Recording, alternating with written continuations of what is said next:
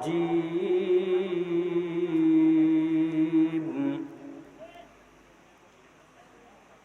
بسم الله الرحمن الرحيم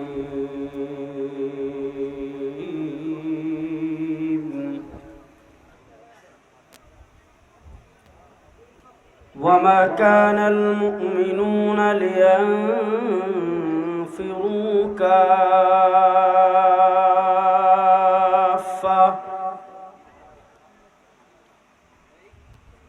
فلولا نفر من كل فرقة منهم طائفة ليتفقهوا في الدين ولينذروا قومهم إذا رجعوا إليهم لعلهم يحذرون.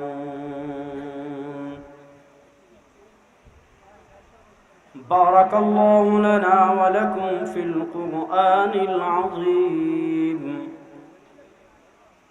ونفعنا وإياكم بالآيات والذكر الحكيم. وقال رسول الله صلى الله عليه وسلم لا تتخذوا شهرا عيدا ولا تتخذوا يوما عيدا أو كما قال عليه الصلاة والسلام.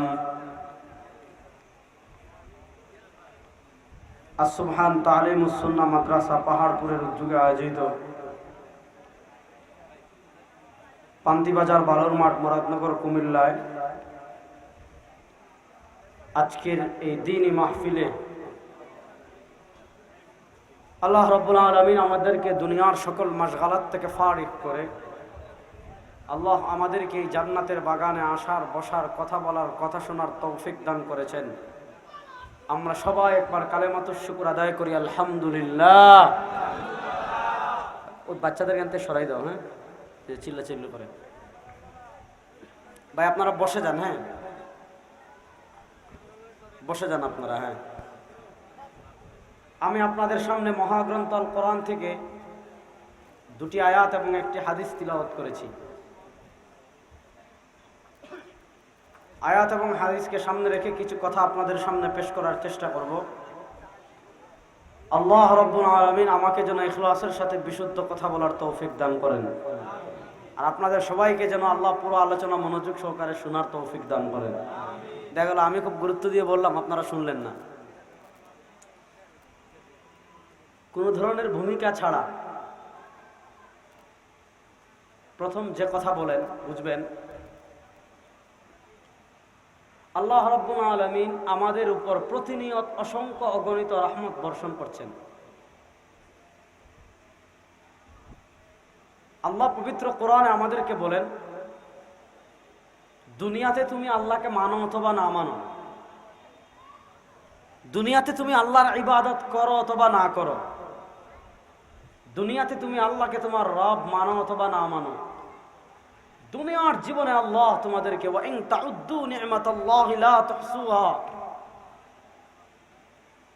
দুনিয়াতে আল্লাহ তোমাদেরকে এত নিয়ামত দিয়ে রেখেছেন, তুমি মুসলমান হও অথবা কাফের হও, যাই হও না কেন, দুনিয়াতে আল্লাহ তোমাদেরকে এত এত এত এত এত এত নিয়ামত দিয়ে রেখেছেন। আল্লাহ বলেন, আল্লাহর নিয়ামত রাজি যদি গোনা শুরু করেন আপনার জীবন শেষ হয়ে যাবে, কিন্তু আল্লাহ রাব্বুল আলামিনের নিয়ামত রাজি গুণে শেষ করা যাবে না। দেখেন, দুনিয়ার একটা নিয়ম হলো আল ইহসান, আল ইনসান আব্দুল ইহসান। আপনার প্রচন্ড টাকার প্রয়োজন, আপনার সন্তানকে নিয়ে আপনি হসপিটালে ভর্তি, হসপিটালে বিল এসেছে 30,000 টাকা, আপনার পকেটে আছে 5,000 টাকা, আপনি চোখে অন্ধকার দেখছেন, কোথায় 25,000 টাকা ম্যানেজ করবেন। উদাহরণস্বরূপ হঠাৎ এক ব্যক্তি এসে আপনাকে 25,000 টাকা দান করে দিয়েছে আপনার ক্রাইসিসের সময়, স্বাভাবিকভাবে আপনাকে ওই সময় যে ব্যক্তি 25,000 টাকা দিয়েছে, তাহলে আপনার উপর সে অনেক বড় একটা অনুগ্রহ করেছে। বলেন ওই ব্যক্তির প্রতি আপনি সারা জীবন কৃতজ্ঞ থাকবেন কি থাকবেন না? কথা বুঝেন। দুনিয়ার একটা নিয়ম হলো, যে যত বড় অনুগ্রহ করে, যে যত বড় ইহসান করে, তার উপর মানুষের দয়া মায়া তত বেশি থাকে। বাহ্যিকভাবে আমাদের উপর সবচেয়ে বড় ইহসান আমাদের বাবার মার। যদি তারা বিবাহ বন্ধনে আবদ্ধ না হয়ে শরিয়া সম্মতি পদ্ধতিতে তাদের জৈবিক চাহিদা পূর্ণ না করতেন, আমরা দুনিয়াতে আসতাম না। আমাদের দুনিয়াতে আসার উসিলা আমাদের বাবা মা, এজন্য বাবা মায়ের হকও আমাদের উপর বেশি। আল্লাহ রাব্বুল আলামিন পবিত্র কোরআনে বলেন, ওয়ালা তাকুল্লাহুমা উফ। যেহেতু তুমি দুনিয়াতে আসার পিছনে সবচেয়ে বেশি অবদান তোমার বাবার, দুনিয়াতে আসার পিছনে সবচেয়ে বেশি অবদান তোমার মায়ের, এজন্য তাদেরকে গালিগালাজ করা দূরের কথা, তাদেরকে মারামারি করা দূরের কথা, তাদেরকে বাড়ি থেকে বের করে দেওয়া দূরের কথা। আল্লাহ বলেন, ওয়ালা তাকুল্লাহুমা উফ। তারা যদি কোনো শাসন তোমাকে করেন, তোমাকে কোনো কথা বলেন, তোমাকে কোনো কাজ করেন, সেটা যদি তোমার পছন্দ না হয়, বিরক্ত হয়ে বাবা মাকে উফও বলা যাবে না। ওয়ালা তাকুল্লাহুমা উফ ওয়ালা তানহারহুমা ওয়া কুল লাহুমা কাওলান কারীমা।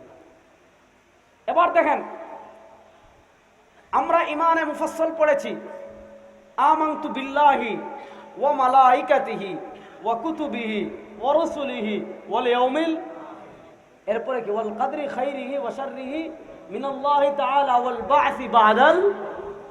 মৃত্যুর পরে আমাদের আরেকটা জীবন আছে কিনা? ও কুমিল্লার মুসলমান জুড়ে বলেন। পাহাড়পুরের মুসলমান, আমাদের দাদা উস্তাদ আল্লামা আব্দুল হাই পাহাড়পুরে রাহিমাহুল্লাহ। পাহাড়পুর দেখার খুবই ইচ্ছে ছিল, আগ্রহ ছিল। এদিক দিয়ে আমি কয়েকদিন আগে গিয়েছি, 5-6 দিন আগে, এই যে ব্রিজ দিয়ে এদিকে গিয়েছি, কিন্তু তখন জানি না যে এটা পাহাড়পুর। যাক, এই আপনাদের গ্রামের একজন কৃতি সন্তান ছিলেন আল্লামা আব্দুল হাই পাহাড়পুরি রাহিমাহুল্লাহ, যিনি মুরব্বী ছিলেন আল্লামা আব্দুল মালিক সাহেবের, যিনি মুরব্বী ছিলেন আল্লামা আবু তাহের মিসবাহ হাফিজাহুল্লাহ। বাংলাদেশের যারা গঠনমূলক, বাংলাদেশের যারা নিবৃতে ইলমের কাজ করে যাচ্ছেন, তাদের শীর্ষ 2 মুরব্বীর মুরব্বী তিনি ছিলেন। আল্লাহ রাব্বুল আলামিন তার কবরকে জান্নাতের ফিরদাউসের আলা মাকাম বানিয়ে দেন। আমিন। এজন্য কথা বলবেন, ওয়াল বা'সি বা'দাল মাউত। আমরা বিশ্বাস করি কবরের আযাব আছে না নাই? আমরা বিশ্বাস করি কবরের সওয়াল জবাব আছে না নাই? দেখেন, রাসূল করিম সাল্লাল্লাহু আলাইহি ওয়াসাল্লাম হাদিসে বলেন, এটা কিতাবুল ফিতান সংক্রান্ত যে কোনো কিতাবে হাদিস পাবেন, কিয়ামতের আগে মানুষের ঘরে ঘরে ফিতনা আসবে। ইন্নী আরাল ফিতনা খিলালা বুয়ুতিকুম কাওয়াকিল মাতার। আল্লাহ নবী ইসলাম বলেন, আমি দেখতে পাচ্ছি কিয়ামতের আগে তোমাদের ঘরে ঘরে ঘরে ঘরে ফিতনা আসবে। বর্তমানে বাংলাদেশে এক দল আছে, এই দলের নাম হলো আহলে কোরআন। নাম কত সুন্দর, চাকচিক্যময়, আহলে কোরআন। তাদের দাবি কি? আচ্ছা, আমি আপনাদেরকে বলি, কোরআন নাজিল হয়েছে কার উপর? আরে ভাই বলেন না, কথা বলেন। কোরআন নাজিল হয়েছে কার উপর? রাসূলুল্লাহ সাল্লাল্লাহু আলাইহি ওয়াসাল্লামের উপর। আল্লাহর নবী সাল্লাল্লাহু আলাইহি ওয়াসাল্লামের উপর 23 বছরে ধীরে ধীরে পুরো কোরআন নাজিল হলো। কোরআনের ব্যাখ্যা বিশ্লেষণ যিনি নাজিল হয়েছেন তিনি ভালো করে সবচেয়ে বেশি বুঝেছেন। আল্লাহ রাব্বুল আলামিন পবিত্র কোরআনে বলেছেন, আনজালনা ইলাইকা ইলাইহি যিকর লিতুবাইয়িনা লিন-নাস মা নুযিলা ইলাইহিম, যে আমি জিকির কোরআন অবতীর্ণ করেছি। কেন? নবী কি করবেন কোরআন দিয়ে? লিতুবাইয়িনা লিন-নাস, আপনি মানুষদেরকে সুস্পষ্ট বয়ান করে দিবেন। কোরআনের যে ব্যাখ্যা বিশ্লেষণ আছেন তা আপনি বর্ণনা করে দিবেন। ফালা ওয়া রাব্বিকা লা ইউমিনুনা হাত্তা ইউহাক্কিমুকা ফীমা শাজারা বাইনাহুম সুম্মা লা ইয়াজিদু ফী আনফুসিহিম হারাজাম মিম্মা কাযাইতা ওয়া ইউসাল্লিমু তাসলিমা। কোরআন বুঝাবেন নবী মানুষকে, কোরআনের ব্যাখ্যা বিশ্লেষণ করবেন নবী করিম ইসলাম মানুষকে, কোরআনের আইন বুঝিয়ে দিবেন রাসূলুল্লাহ ইসলাম মানুষকে। যে মানুষের উপর কোরআন নাজিল হলো তার চেয়ে বেশি কোরআন দুনিয়াতে আর কেউ বুঝছে না। এই আহলে কোরআন কি বলে? আহলে কোরআনের দাবি হলো, আমরা কোরআন শুধু মানি, হাদিস মানি না। বলেন নাউযুবিল্লাহ। কেউ যদি বলে আমরা শুধু কোরআন মানে হাদিস মানি না, তারা মুসলমান না কাফের? মুখ খুলে বলেন, তারা মুসলমান না কাফের? কারণ কোরআনের ব্যাখ্যা হাদিস। বলেন কোরআনের ব্যাখ্যা হাদিস। কথা বলেন, কোরআনের ব্যাখ্যা হাদিস। আহলে কোরআনরা আমাদের সমাজে কি অপপ্রচার করে?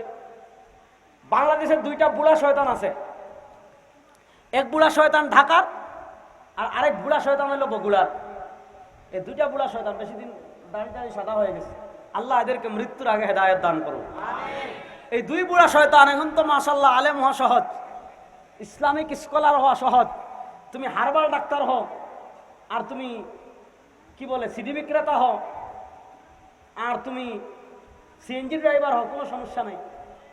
একটা ক্যামেরা কিনবেন, ভালো একটা মাইক্রোফোন কিনবেন, আর বাস এখন তো এমবির যুগ, 2-4টা বাংলা চটি বই পড়বেন অথবা কোরআন শরীফের একটা বাংলা অনুবাদ পড়ে ফেলবেন, বাস আপনার থেকে বড় শায়েখ দুনিয়াতে আর কেউ নাই। এগুলা কিসের আলামত বলেন? কিয়ামতের আলামত। কিসের আলামত? তো আমাদের বাংলাদেশে দুই বুড়া শয়তান আছে, এক বুড়া শয়তান থাকে ঢাকায়, ডাক্তার মতিয়ার, যে কিউআরএফ কোরআন রিসার্চ ফাউন্ডেশনের প্রতিষ্ঠাতা। আরেক বুড়া শয়তান তাকে বগুড়ায় না কোথায় জানি, এটার নাম হইল ডক্টর মুজাম্মিল। হেরা বলে কি কবরে আযাব নাই? বলেন নাউজুবিল্লাহ, কবরে আযাব নাই। মুসলমান সমাজ এই কথাগুলো প্রচার করে, আর আমাদের যুবক ভাইরা মাশাআল্লাহ আলেমদের বিপরীত। আলেমরা একটা মতামত যুগ যুগ যুগ যুগ থেকে 1000 বছর ধরে কোরআন সুন্নাহর আলোকে বলছেন।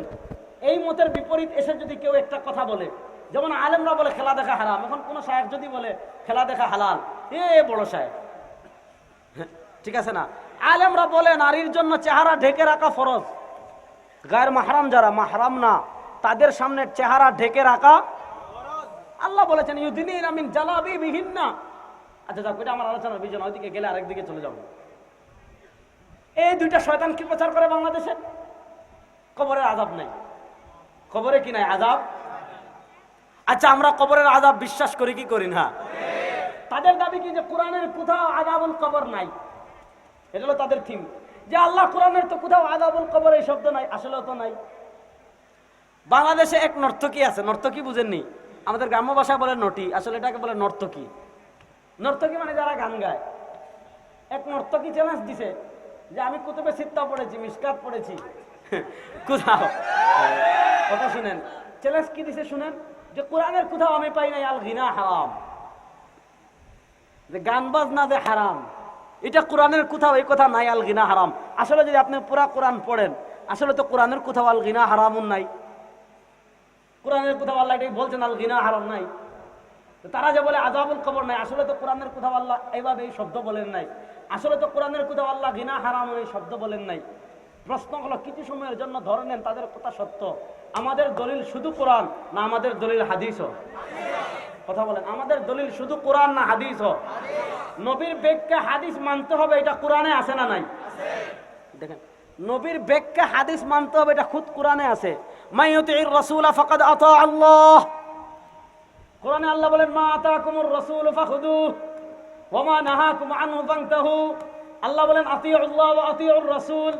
আল্লাহ বলেন ফালা রাব্বিকা লা ইউমিনুনা হাত্তা ইউহাক্কিমুকা ফীমা শাজারা বাইনাহুম। আল্লাহ বলেন ইয়া আইয়ুহাল্লাযীনা আমানু লা তুকদ্দিমু বাইনা ইয়াদাইল্লাহি ওয়া রাসূলি।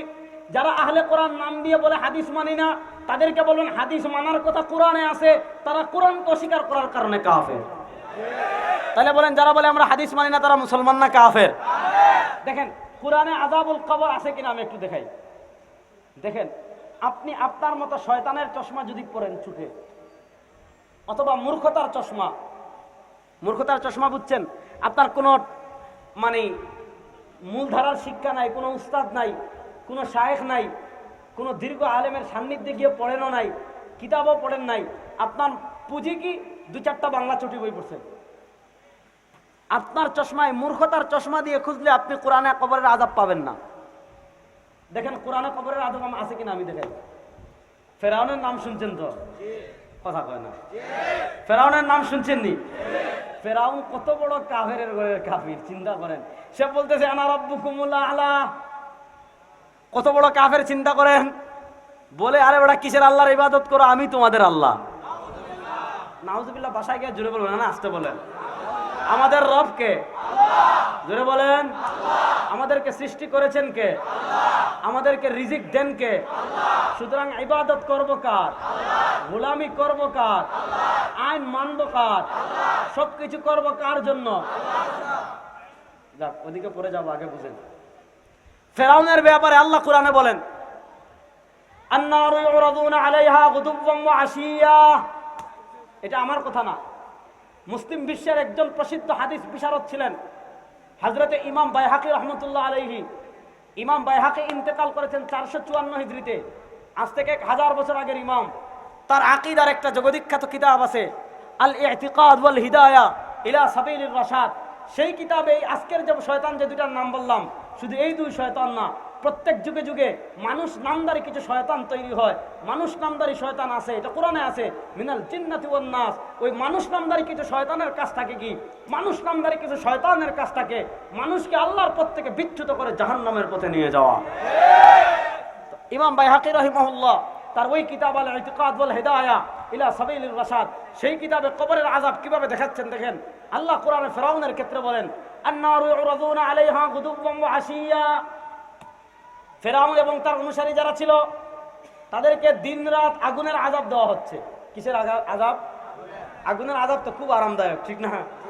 আগুনের আযাব দেওয়া হচ্ছে দিনরাত, প্রত্যেক দিন সকাল বিকাল রুটিন করে তাদেরকে আগুনের আযাব দেওয়া হচ্ছে। ওয়ায়াউমা তাকুমুস সাআহ, যেদিন কিয়ামত প্রতিষ্ঠা হবে, কিয়ামতের আগ পর্যন্ত সকাল বিকাল আগুনের আযাব দেওয়া হচ্ছে।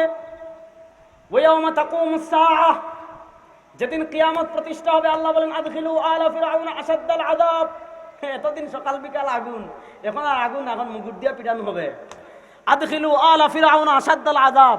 আল্লাহ বলবেন এই দুইটার এতদিন, এদেরকে এতদিন আল্লাহকে মানে নাই, দুনিয়াতে আল্লাহর ইবাদত করে নাই, দুনিয়াতে ফিরআউনকে রব বানিয়েছিল, দুনিয়াতে নেতাকে রব বানিয়েছিল, দুনিয়াকে লিডারকে রব বানিয়েছিল। আল্লাহ বলবে আদখিলু আলা ফিরআউনা আশাদ্দাল আযাব। এতদিন আগুন দিয়ে আযাব দেওয়া হয়েছে, এখন আর আগুন দিয়ে না, এখন আরো বড়টা দাও। তাহলে বুঝেন, কিয়ামতের বিচারের পর তারা যাবে জাহান্নামে, আর কিয়ামতের আগ পর্যন্ত সকাল সন্ধ্যা তাদেরকে কি দেওয়া হচ্ছে? আগুনের আযাব দেওয়া হচ্ছে। তাহলে কিয়ামতের আগে সকাল সন্ধ্যা যে আযাব দেওয়া হয়, এটা আপনার ঘরে দেওয়া হচ্ছে। কোথায়? কথা কয় না, কোথায়? তাহলে কবরের আযাবের কথা কোরআনে নাই। দেখেন, আমাকেও আজকে নর্তকীরা আলেমদেরকে চ্যালেঞ্জ করে, চিন্তা করেন যে গান বাজনা কোথায় হারাম, কোরআনে নাই।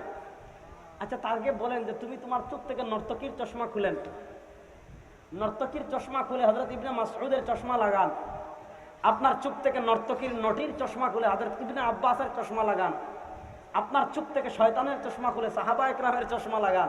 দেখেন আল্লাহ কোরআনে এক আয়াতে বলেছেন, ওয়া মিনান নাসি মান ইয়াশতারি লাহওয়াল হাদিস। যারা লাহওয়াল হাদিস আয় আল গিনা, হাদিস কতটা আছে এটা আমার গিনা গান বাজনা সম্পর্কে আলোচনা করব না, আজকের জন্য যাচ্ছি না ওদিকে। শুধু একটা হাদিস বলি, নবী করিম ইসলাম বলেছেন মালউনা, মুসনাদ বাজ্জারে হাদিস এসেছে, আল্লাহ নবী ইসলাম বলেন মালউনা সাউতান মালউনান ফিদ দুনিয়া ওয়াল আখিরা। দুইটা আওয়াজ যেমন আছে, যেটা মালউনান অভিশপ্ত, ফিদ দুনিয়া ওয়াল আখিরা, দুনিয়াতেও অভিশপ্ত আখিরাতেও অভিশপ্ত। একটা হলো গান বাজনার আওয়াজ। বলেন যে আওয়াজ দুনিয়াতেও অভিশপ্ত আখিরাতেও অভিশপ্ত, এই আওয়াজ হালাল না হারাম? আর আসতে বলেন। এখন তো আমাদের দেশে মারেফতের নামে দেখছেন নি গান বাজনা করে, আছে না নাই? মারেফতের নামে গান বাজনা করা এটা সুন্নত না শয়তানি? আর আসতে বলেন। যে মারেফতের নবীর হাদিস নাই, ওইটা মারেফত না ইবলিসি পথ? কথা কয় না। আল্লাহর নবী গান বাজনা নিষেধ করেছেন। এবার যদি কোনো পীর বলে না মারেফতের নামে গান বাজনা করা যাবে, উট নিয়ে, ছাগল নিয়ে, গরু নিয়ে, মহিষ নিয়ে, ডিম নিয়ে, মুরগি নিয়ে, মোমবাতি নিয়ে কি করলেন? ছুটলেন, সামনে একটা ডুল লইলেন, তবলা লইলেন, বাঁশি লইলেন, খাজা তোমার দরবারে কেউ ফিরে না কালিয়াতে। এবার মিছিল দিয়ে দিয়ে যাচ্ছেন। এবার নবী বলেন অভিশপ্ত আখিরাতে, অভিশপ্ত দুনিয়ায়। নবী বলেন যে কান দিয়ে মান সামিআল গিনা, যে কানে গান শুনবে, আল্লাহ কিয়ামতের দিন তার কানে সীসা ঢেলে দিবেন। আল্লাহর নবী বলেন তিনটা গুনাহ যখন ব্যাপক হবে, আল্লাহর পক্ষ থেকে তিনটা মুসিবত আসবে। কি রে ভাই, আমার লগে দুশমনি আছে নি রে? না তুইও গান বাজনার পার্টি? বাদ না, একটু ভালো মানুষ, আফওয়ান, ভালো করে বুঝেন। তাহলে এবার বলেন মারেফতের নামে কোন গান বাজনা শরীয়তে আছে? বড় আসতে বললেন। গান বাজনার মারেফতের নামে কোন গান বাজনা শরীয়তে আছে? নাই। সুতরাং কেউ যদি মারেফতের নামে গান বাজনা করে, এটা ভণ্ড। বলেন, কেউ যদি মারেফতের নামে গান বাজনা করে, ওইটা। আমি যে বিষয়টা বলছিলাম, রাসূল করিম সাল্লাল্লাহু আলাইহি ওয়াসাল্লামের ব্যাখ্যা হলো হাদিস। সুতরাং আমরা যেমন কোরআন মানি, তেমন নবী করিম সাল্লাল্লাহু আলাইহি ওয়াসাল্লামের হাদিস মানি কি মানি না? আর আসতে বলেন। আমরা যেমন কোরআন মানি, তেমন নবী করিম সাল্লাল্লাহু আলাইহি ওয়াসাল্লামের হাদিসও মানি। সুতরাং আহলে কোরআন নাম দিয়ে যারা বলবে আমরা রাসূল করিম সাল্লাল্লাহু আলাইহি হাদিস মানি না, তারা মুসলমান না কাফের? আর আসতে বলেন আপনি চিন্তা করেন, আপনি বিষয়টা চিন্তা করেন। কোরআন নাজিল হইল মুহাম্মদ ইসলামের উপর, কোন প্রেক্ষাপটে নাজিল হইল দেখলেন মুহাম্মদ ইসলাম, কিভাবে নাজিল হইল দেখলেন মুহাম্মদ ইসলাম। কোরআন মুহাম্মদ ইসলাম বুঝেন নাই, বাংলাদেশের লোকজন বুঝছে। কেউ যদি নবীর থেকে বেশি কোরআন বুঝে, বুঝবেন এটা মানুষ নামদারি আপাদমস্তক প্রতারক শয়তান, এটা মানুষ নামদারি কি। সুতরাং আমাদের আকীদা সংক্রান্ত ফিতনা চলে আসছে। সুতরাং আমরা কোরআনও মানি, হাদিসও মানি। বলেন আমরা কোরআনও, কথা কয় না, আমরা কোরআনও হাদিসও। দেখেন আমি একটা বিষয়ে কথা বলবো, ভালো করে বুঝেন। আমরা ফিকহগত দিক থেকে ফুরুই মাসআলার ক্ষেত্রে, ইজতিহাদি মাসআলার ক্ষেত্রে দেখেন ইসলামী শরিয়ার কিছু মাসআলা এমন আছে যে মাসআলাগুলোতে তাকলিদ লাগে না, কোনো ইমামকে অনুসরণ করা লাগে না। যেমন আজকে আমরা ওয়াজের পর প্রথম যে ফরজ নামাজ আসবে ওইটার নাম কি? ফজর। কথা বুঝতেছেন তো? কোন নামাজ? বলেন ফজরের নামাজের ফরজ কয় রাকাত? 2 রাকাত। ফজরের নামাজের ফরজ যেহেতু 2 রাকাত, এই ফজরের নামাজের ফরজ 2 রাকাত, এটা জানতে হলে আমাদের ইমামে আযম আবু হানিফার দরকার নাই, এটা জানতে হলে ইমাম শাফিঈরও দরকার নাই, এটা জানতে হলে ইমাম মালিকেরও দরকার নাই, এটা জানতে হলে ইমাম আহমদ ইবনে হাম্বলের দরকার নাই। কারণ ফজরের নামাজের ফরজ 2 রাকাত, এটা আল্লাহ কোরআনে বলে দিয়েছেন। ও কুমিল্লা পাহাড়পুরের মুসলমান, বলেন তো সুদ খাওয়া হালাল না হারাম? মুখ খুলে বলেন, সুদ খাওয়া হালাল না হারাম? কেন আল্লাহ বলেছেন আহাল্লাল্লাহুল বাই'a ওয়া হাররামার রিবা? পাহাড়পুরের মুসলমান বলেন তো মদ খাওয়া হালাল না হারাম? বলেন মদ খাওয়া হারাম, এটা জানতে হলে আমার আবু হানিফার কাছে যাওয়ার দরকার নাই।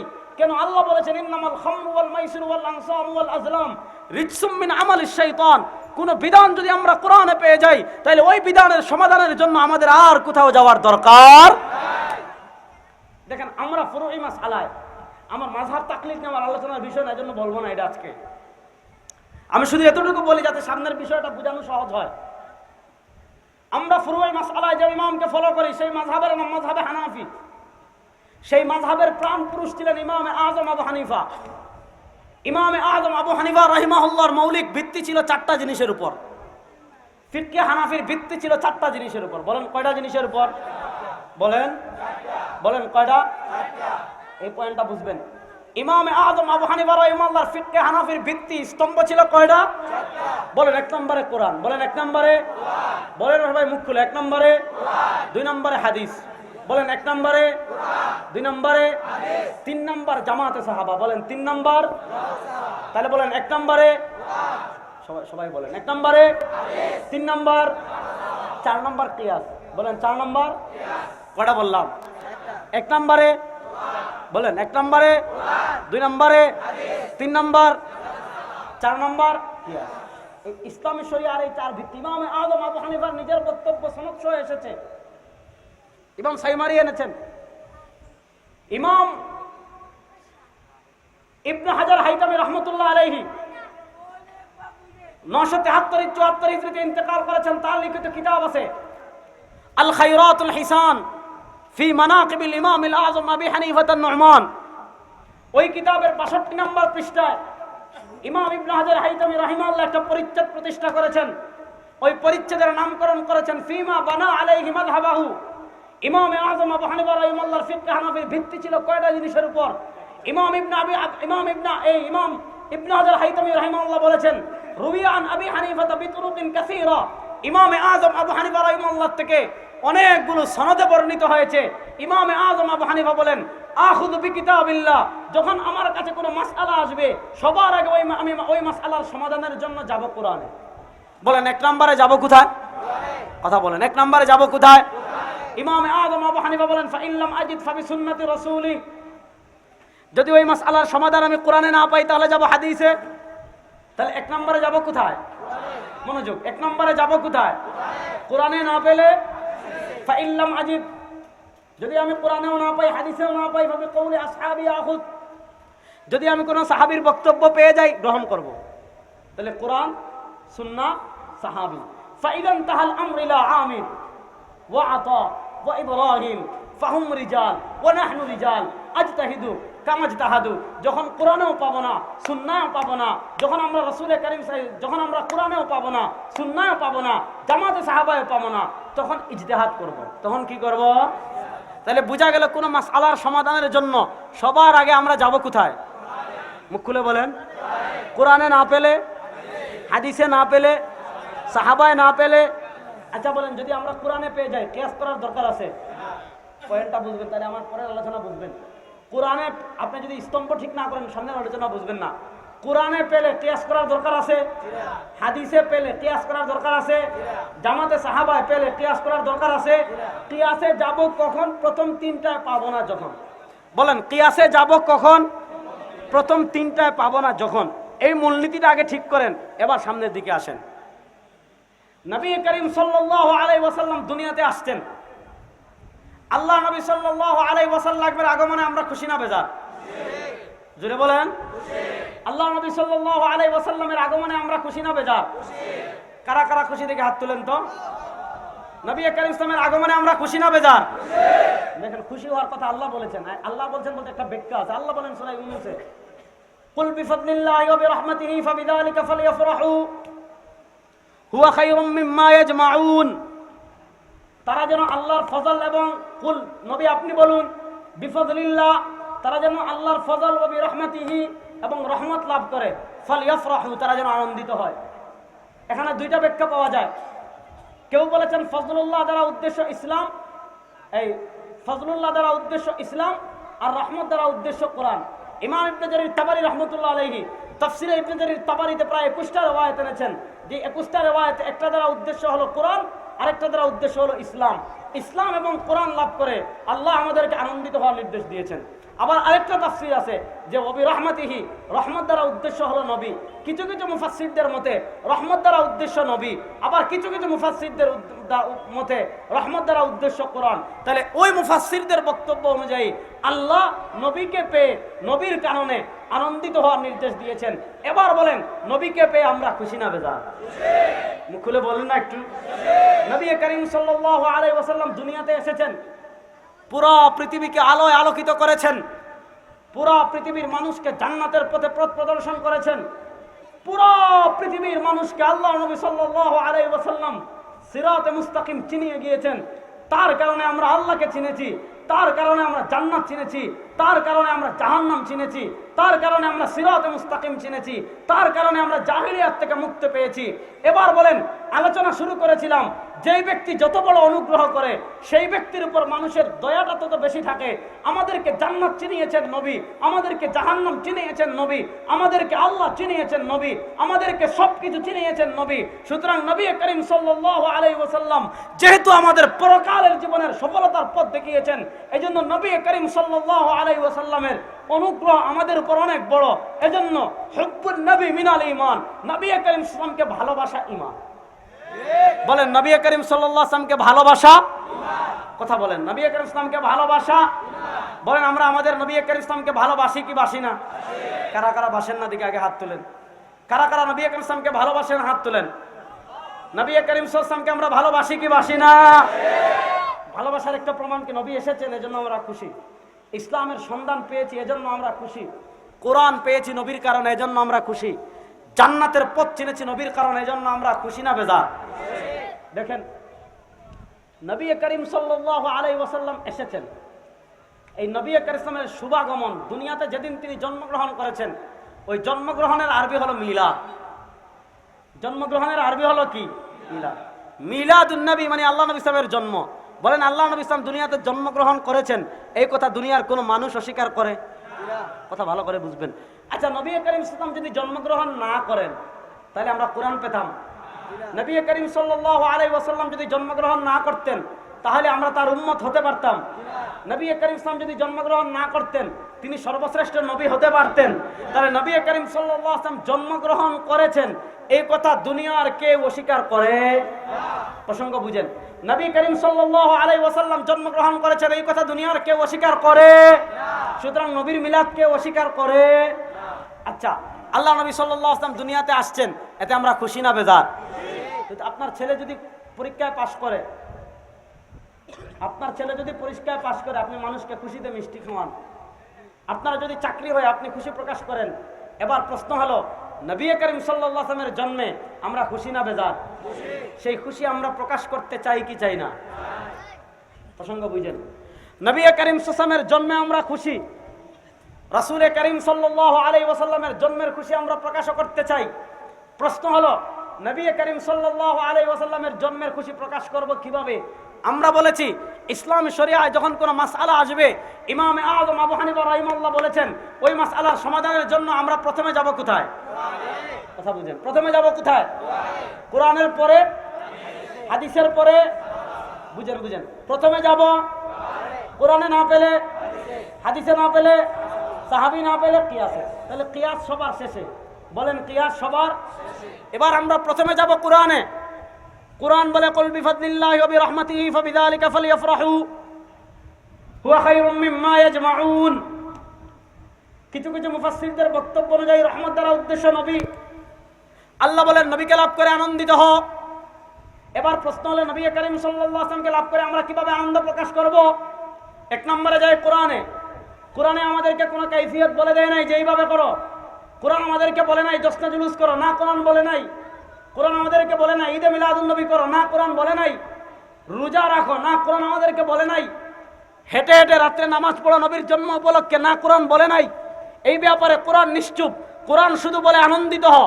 প্রশ্ন হলো আনন্দিত হব কিভাবে? এই ব্যাপারে কোরআন আমাদেরকে কোনো দিক নির্দেশনা দেয় নাই। এবার প্রশ্ন হলো, যখন আমরা কোরআনে পাবো না কোনো বিষয়ের সমাধান, যাব কোথায়? কথা বলেন, যাব কোথায়? তাহলে এবার আমরা আসবো হাদিসে। যেই ব্যক্তির জন্মের কারণে আমি আনন্দিত হতে চাচ্ছি, আমরা যাব তার জীবনে। যেই নবী সাল্লাল্লাহু আলাইহি ওয়াসাল্লামের জন্মের খুশি আমি প্রকাশ করতে চাচ্ছি, আমি যাব তার আদর্শে। আল্লাহ বলেন লাকাদ কানা লাকুম ফি রাসূলিল্লাহি উসওয়াতুন হাসানাহ। তোমার জন্ম থেকে নিয়ে মৃত্যুবরণ করার পর্যন্ত তোমার টোটাল জীবনে একমাত্র আদর্শ মুহাম্মদুর রাসূলুল্লাহ। লাকাদ কানা লাকুম ফি রাসূলিল্লাহি উসওয়াতুন হাসানাহ।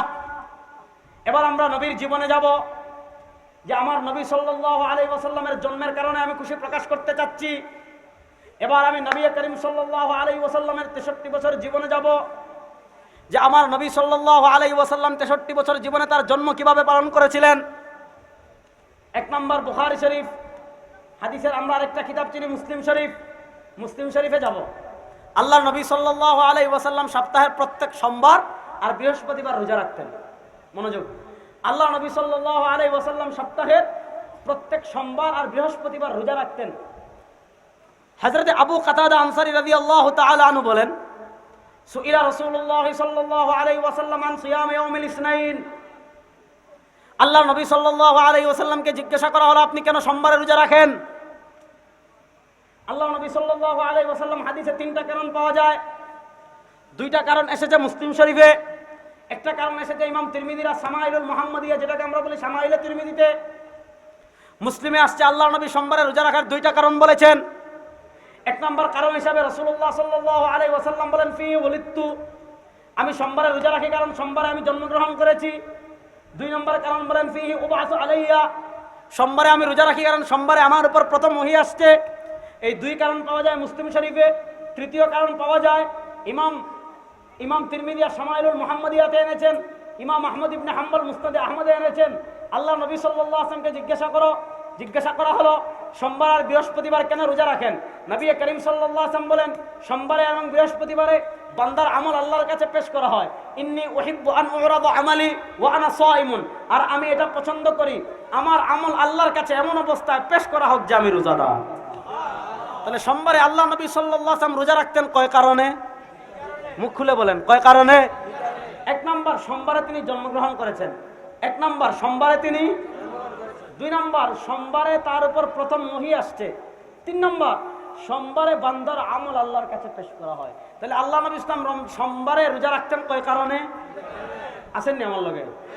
আল্লাহ নবী সাল্লাল্লাহু আলাইহি ওয়াসাল্লাম সোমবারে রোজা রাখতেন কয় কারণে? 1 নম্বর সোমবারে তিনি কি করেছেন? 2 নম্বর সোমবারে প্রথম তার উপর। 3 নম্বর সোমবারে বান্দার আমল আল্লাহর কাছে। পরের কথা বুঝেন। তাহলে আল্লাহ নবী সাল্লাল্লাহু আলাইহি ওয়াসাল্লামের তার জন্ম উপলক্ষে কি রেখেছেন? রোজা। বলেন আল্লাহ নবী সাল্লাল্লাহু আলাইহি ওয়াসাল্লাম তার জন্ম উপলক্ষে রেখেছেন কি? এবার একটা জিনিস চিন্তা করেন, যখন রাসূলুল্লাহ সাল্লাল্লাহু আলাইহি ওয়াসাল্লাম থেকে আমরা কোনো বিষয় পেয়ে যাব, তখন আমরা কি কিয়াসের দিকে যাব না রাসূলুল্লাহর নির্দেশ মানব? রাসূলুল্লাহ সাল্লাল্লাহু থেকে একটা বিষয়ের সমাধান পেয়ে গিয়েছি, তাহলে কি আমরা রাসূলুল্লাহ সাল্লাল্লাহু সমাধান মানব না কিয়াসের দিকে যাব? আমরা কিয়াসের দিকে যাব। এটা আমাদের মাযহাবের মূলনীতি। এবার দেখেন একটা জিনিস চিন্তা করেন, আল্লাহর নবী সাল্লাল্লাহু আলাইহি ওয়াসাল্লাম তার জন্মের শুকরিয়া স্বরূপ রোজা রাখার জন্য নির্ধারণ করেছেন বারকে। একটা হলো বার, আরেকটা হলো তারিখ। তারিখ বছরে আসে একবার, বার বছরে আসে কমসে কম 50 থেকে 48 থেকে 53 বার। যেমন আজকে হলো আপনার 26 সেপ্টেম্বর, আরেক সেপ্টেম্বর আসতে 1 বছর লাগবে, কিন্তু আজকে হলো মঙ্গলবার, আরেক মঙ্গলবার আসতে 1 মাস 1 সপ্তাহ লাগে। বলেন একবার মাসে আসে কমসে কম 4 বার। আল্লাহ নবী সাল্লাল্লাহু আলাইহি ওয়াসাল্লাম সোমবারে রোজা রেখেছেন, সোমবার মাসে আসে কমসে কম 4টা, বছর হয় 12 মাসে, তাহলে কমসে কম 4 বার 48। কমসে কম আল্লাহ নবী সাল্লাল্লাহু আলাইহি ওয়াসাল্লাম তার জন্মের শুকরিয়া আদায় করার জন্য, আল্লাহ নবী সাল্লাল্লাহু আলাইহি ওয়াসাল্লাম তার জন্মের শুকরিয়া আদায় করার জন্য আল্লাহ নবী সাল্লাল্লাহু আলাইহি ওয়াসাল্লাম বছরে রোজা রাখতেন কতদিন? কমসে কম 48 দিন। বলেন কমসে কম। তাহলে এবার আমাদের কাজ কি নবী যা করেছেন তা করা, না নবী যা করেছেন তা বাদ দিয়ে অন্যটা করা? আল্লাহ বলেন মা আতাকুমুর রাসূল ফাখুযুহু ওয়া মা নাহাকুম আনহু ফান্তাহু। নবী যা নিয়ে এসেছেন সেটা আঁকড়ে ধরো, নবী যা থেকে নিষেধ করেছেন তা থেকে বেঁচে থাকো। বুঝা গেল? নবী যা করেছেন তা আঁকড়ে ধরতে হবে। নবী কি করেছেন? বছরে একদিন ঈদে মিলাদুন নবী পালন করেছেন, না বছরে কমসে কম 48 দিন রোজা রেখেছেন? তাহলে আমাদের কাজ কি একদিন পালন করা না 48 দিন করা? বুঝেন? এবার একটা অ্যাঙ্গেল বুঝালাম। দেখেন আমরা দাবি করি আশিকে রাসূল, হ্যাঁ অবশ্যই। আপনি যদি আশিকে রাসূল দাবি করেন, ইশকে রাসূল তো ঈমান। ইমাম বুখারীর কিতাবুল ঈমানে পরিচ্ছেদই প্রতিষ্ঠা করেছেন, বাবু হুব্বির রাসূল মিনাল ঈমান। যার অন্তরে নবীর মহব্বত নাই, যার অন্তরে নবীর ইশক নাই, যার অন্তরে নবী করিম সাল্লাল্লাহু আলাইহি ওয়াসাল্লামের ভালোবাসা নাই, সে পরিপূর্ণ মুমিন। বলেন সে পরিপূর্ণ মুমিন না। এবার প্রশ্ন হলো, আমি যদি আশিকে রাসূল হই, আমার উচিত নবীর নির্দেশ মানা না নবীকে ওভারটেক করে সামনে বাড়া? আল্লাহ বলেন ইয়া আইয়ুহাল্লাযীনা আমানু লা তুকদ্দিমু বাইনা ইয়াদাইল্লাহি ওয়া রাসূলিহি। যদি রাসূল কোন নির্দেশনা দেন, রাসূলের নির্দেশনা বাদ দিয়ে সামনে আগাইও না। তাহলে আল্লাহর নবী তার জন্মের শুকরিয়া স্বরূপ বছরে রোজা রাখতেন কয়দিন? 48 দিন। এবার দেখেন আল্লাহ নবী সাল্লাল্লাহু আলাইহি ওয়াসাল্লাম তার জন্মের শুকরিয়া স্বরূপ ইবাদত করার জন্য নির্ধারণ করলেন বারকে। বার বছরে আছে কমসে কম 48 দিন। নবী নির্ধারণ করলেন বারকে, আমি নির্ধারণ করলাম তারিখকে। নবী রাখলেন রোজা, আমি বানাইলাম ঈদ। পার্থক্যটা বুঝেন? নবী করিম সাল্লাল্লাহু আলাইহি ওয়াসাল্লাম নির্ধারণ করলেন বার, আমি নির্ধারণ করলাম তারিখ। নবী করিম সাল্লাল্লাহু আলাইহি ওয়াসাল্লাম রাখলেন রোজা, আর আমি বানাইলাম ঈদ। এবার ঈদের প্রসঙ্গে আসেন। কোন দিন ঈদ হবে, কোন দিন ঈদ হবে না, এটা নির্ধারণ করার অথরিটি, এটা নির্ধারণ করার যোগ্যতা আমাদের আছে? আচ্ছা বলেন, বর্তমান দুনিয়া সব আলেমরা যদি একত্রিত হয়ে বলেন যে আজকে 26 সেপ্টেম্বর এটা হলো ঈদ, আপনারা মানবেন? কথা বুঝেন? সারা দুনিয়ার সব আলেমরা যদি ফতোয়া দেন যে 26 সেপ্টেম্বর মঙ্গলবার মুসলমানদের ঈদের দিন, মানবে? দেখেন কোন দিন ঈদ হবে, খুব মনোযোগ দিয়ে বুঝবেন কথাটা। কোন দিন ঈদ হবে, কোন দিন ঈদ হবে না, এটা নির্ধারণ করার যোগ্যতা আমাদের। কোন দিন ঈদ হবে, কোন দিন ঈদ হবে না, আরবিতে বলে এই বিষয়টা হলো উমুরে তাওকিফি, মানে এটা নির্ধারণ করবে কোরআন অথবা সুন্নাহ, নবী অথবা আল্লাহ অথবা নবী। এছাড়া কেউ কিয়াস করে কোনো দিনকে ঈদ বানাতে পারবে? যেমন আজকের দিন ঈদ না, আজকের দিন কি ঈদ? কিন্তু শাওয়াল মাসের 1ম তারিখ ঈদ। শাওয়াল মাসের 1ম তারিখ, জিলহজ মাসের 10 তারিখ। শাওয়াল মাসের 1ম তারিখ ঈদ বানিয়েছেন কে? মুহাম্মাদুর। জিলহজ মাসের 10 তারিখকে ঈদ বানিয়েছেন কে? মুহাম্মাদুর। এই দুইটা পারিভাষিক ঈদ। হাদিসে আরো 2 দিনকে শাব্দিক ঈদ পাওয়া যায়। একটা হলো জুমার দিনকে নবী ঈদ বলেছেন, এরপরে আরাফার দিনকে নবী ঈদ বলেছেন। কোন দিন ঈদ হবে কোন দিন ঈদ হবে না, এটা নির্ধারণ করার অথরিটি উম্মার নাই, এটা নির্ধারণ করার অথরিটি আলেমদের নাই। কোন দিন ঈদ হবে কোন দিন ঈদ হবে না ওইটা নির্ধারণ করবেন শারে, ওইটা নির্ধারণ করবেন নবী। এবার প্রশ্ন হলো, নবী করিম সাল্লাল্লাহু আলাইহি ওয়াসাল্লাম যেই দিনগুলোকে আমাদেরকে ঈদ বানিয়ে দিয়েছেন, নবী করিম সাল্লাল্লাহু আলাইহি ওয়াসাল্লাম ঈদ বানিয়েছেন শাওয়ালের 1 তারিখকে, নবী করিম সাল্লাল্লাহু আলাইহি ওয়াসাল্লাম ঈদ বানিয়েছেন জিলহজ মাসের 10 তারিখকে, নবী করিম সাল্লাল্লাহু আলাইহি ওয়াসাল্লাম ঈদ বানিয়েছেন জুমার দিনকে, নবী করিম ইসলাম ঈদ বানিয়েছেন আরাফার দিনকে। এই 4 দিন হাদিসে ঈদ পাওয়া যায়। এর বাহিরে আর কোন দিনকে, রবিউল আউয়ালের 12 তারিখকে আমি ঈদ বানাতে পারবো কিনা, শাওয়ালের 20 তারিখকে ঈদ বানাতে পারবো কিনা, রমজানের 27 তারিখকে ঈদ বানাতে পারবো কিনা, মেরাজের রাতকে ঈদ বানাতে পারবো কিনা, শবে বরাতকে ঈদ বানাতে পারবো কিনা, যে কোনো দিনকে আমি ঈদ বানাতে পারবো কিনা, আলেমরা ঈদ বানাতে পারবে কিনা, ইমামরা ঈদ বানাতে পারবে কিনা, এই অথরিটি আছে কিনা। ইমাম বুখারী রাহিমাহুল্লাহর দাদা উস্তাদ ইমাম আব্দুর রাজ্জাক আস-সানাআনী তার লিখিত হাদিসের কিতাব মুসান্নাফে আব্দুর রাজ্জাক, যেটা আল্লামা হাবিবুর রহমান আজমি মুহাদ্দিসে কবির আল্লামা হাবিবুর রহমান আজমি রাহিমাহুল্লাহ তাহকিক তালিক করে ছাপিয়েছেন, সেখানে তাউস থেকে মুরসাল সূত্রে হাদিস এনেছেন। আমার হাবিব বলেন, ও আমার উম্মতেরা, আমি যে দিনগুলোকে ঈদ বানিয়েছি এর বাহিরে লা তাত্তাখিযু শাহরান ঈদা ওয়ালা তাত্তাখিযু ইয়াওমান ঈদা, আমি যে দিনগুলোকে তোমাদেরকে ঈদ বানিয়ে গিয়েছি এর বাহিরে গিয়ে কোন মাসকে তোমরা নিজেদের পক্ষ থেকে ঈদ বানাইও না, ওয়ালা তাত্তাখিযু ইয়াওমান ঈদা, নিজেদের পক্ষ থেকে কোন দিনকে ঈদ বানাইও না। হাদিসটা ভালো করে বুঝেন। নবী করিম সাল্লাল্লাহু আলাইহি ওয়াসাল্লাম বলেন, লা তাত্তাখিযু শাহরান ঈদা, আমি যেই দিনগুলোকে ঈদ বানিয়েছি এই দিনের বাহিরে গিয়ে কোন মাসকে তোমরা ঈদ বানাইও না।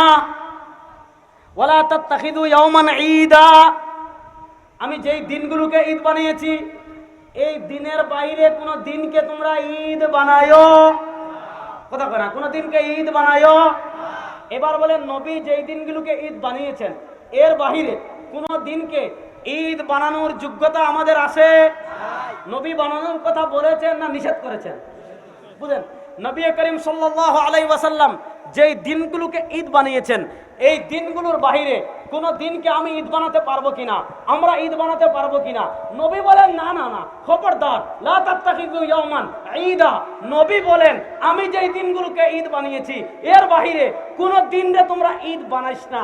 এবার চিন্তা করেন, নাম দেয় আশিকে রাসূল, নবীর নির্দেশ অমান্য করে নবী বলেন নিজেদের পক্ষ থেকে কোন দিনে ঈদ বানাইস না। তারা নবীর নির্দেশ অমান্য করে 1 নম্বরে ঈদ বানায়, এরপর তাদের বানোয়াট ঈদরে বলে সাইয়্যিদুল আয়াত, সকল ঈদের সেরা ঈদ। নাউজুবিল্লাহ, আরো আসতে বলেন। আল্লাহ নবী ইসলাম নিষেধ করেন নিজেদের পক্ষ থেকে ঈদ বানাইস না, লা তাত্তাখিযু ইয়াওমান ঈদা।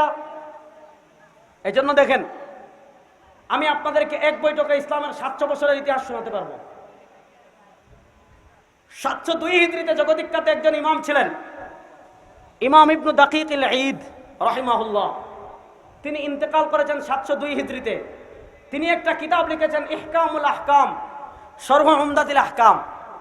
ওই কিতাবে তিনি যেহেতু 702 হিজরিতে ইন্তেকাল করেছেন, ইবনু দাকিক আল ঈদের কিতাব।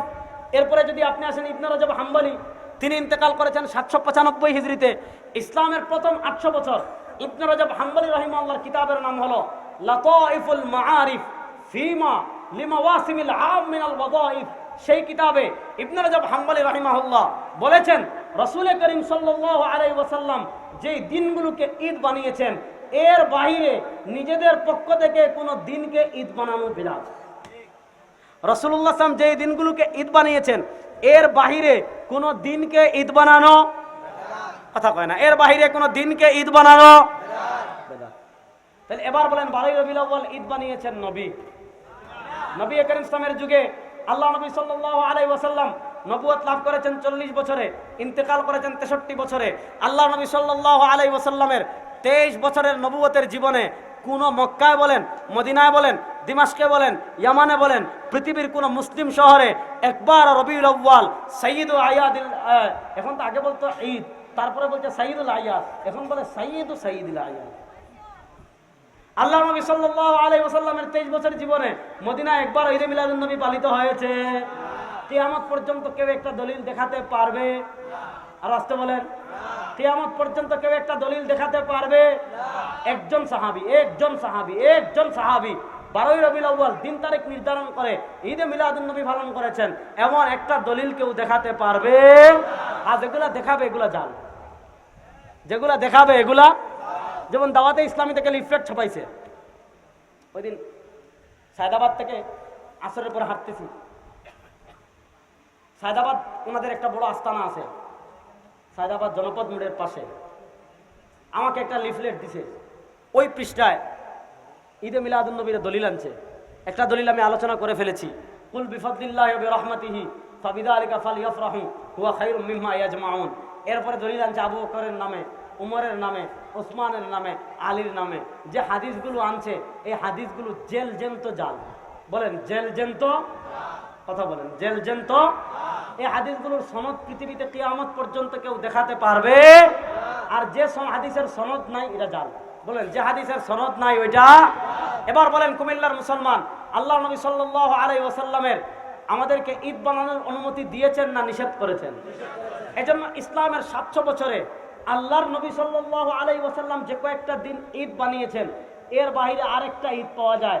এটা হলো মুসলমানদের ঈদ না, এটা ছিল শিয়া রাফিজিদের ঈদ। ওটার নাম ছিল ঈদে গাদিরে খুম।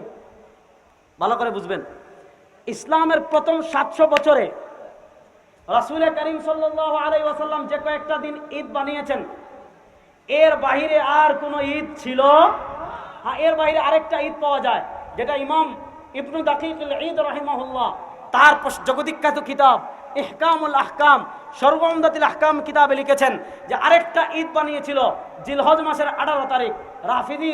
রাফিদিরা আরেকটা ঈদ বানিয়েছিল জিলহজ মাসের 18 তারিখ, সাম্মাহু ঈদ আল গাদির, যে ঈদের নাম তারা করেছিল ঈদে গাদিরে খুম।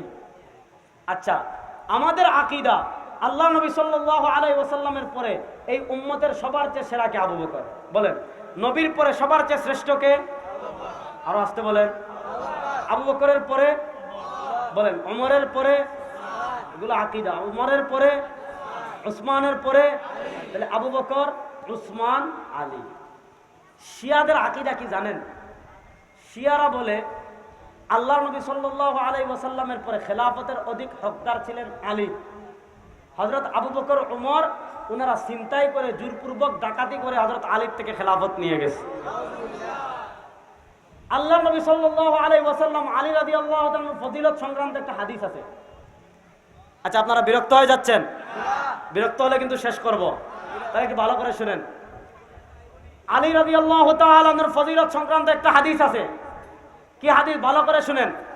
আল্লাহ নবী সাল্লাল্লাহু আলাইহি ওয়াসাল্লাম বিদায় হজ শেষ করে যাচ্ছেন, যাওয়ার পথে গাদিরে খুম নামক এক জায়গায় গিয়েছেন। যাওয়ার পরে একটা লম্বা প্রেক্ষাপট আছে, প্রেক্ষাপট আমি আলোচনা করব না, আমি সংক্ষেপে শেষ করে দিচ্ছি। আল্লাহ নবী সাল্লাল্লাহু আলাইহি ওয়াসাল্লাম উসামা বিন যায়েদ রাদিয়াল্লাহু তাআলা একটা ঘটনার কারণে বললেন, মান কুনতু মাওলাহু ফাআলিয়ুন মাওলাহু, আমি যার মওলা আলীও তার মওলা। আমি যার মওলা আলীও তার মওলা। মান কুনতু